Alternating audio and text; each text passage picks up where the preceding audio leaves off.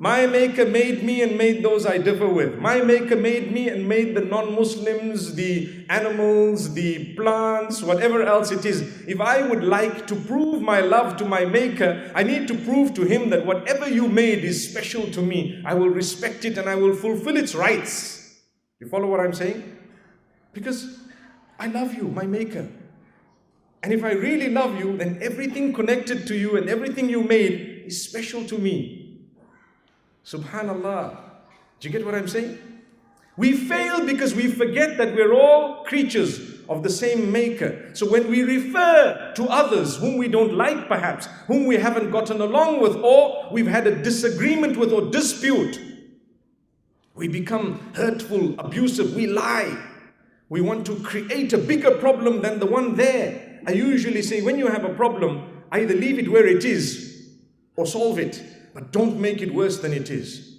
If I visited Brisbane, I'd like to leave Brisbane in a condition that the community can stay where it was or become better in one way or another, but never come create a fitna or create a problem, an issue, and leave it here and I'm gone. And I'm just, they split into 3 pieces. Wow.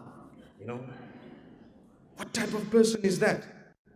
Are you here to split the people or to bring them together?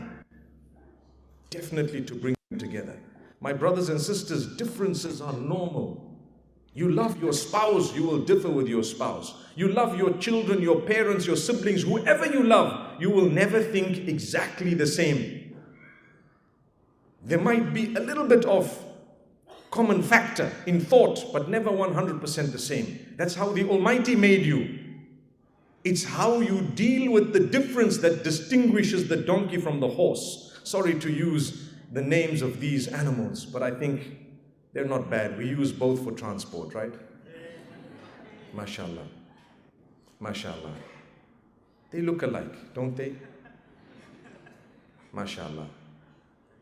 But that's what distinguishes the one who's closer to the Almighty from the one who's not. The way you react, the way you use your mind and the way your words come out, it requires discipline. Are you ready for that? That will make you the best of people.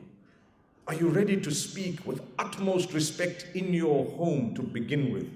Refer to your loved ones as loved ones, even if you've had a difference. Tell them how much you love them. The problem with us, when things go wrong, we open our mouths and we haven't realized for 19 years things were going right. We didn't ever say they're going right.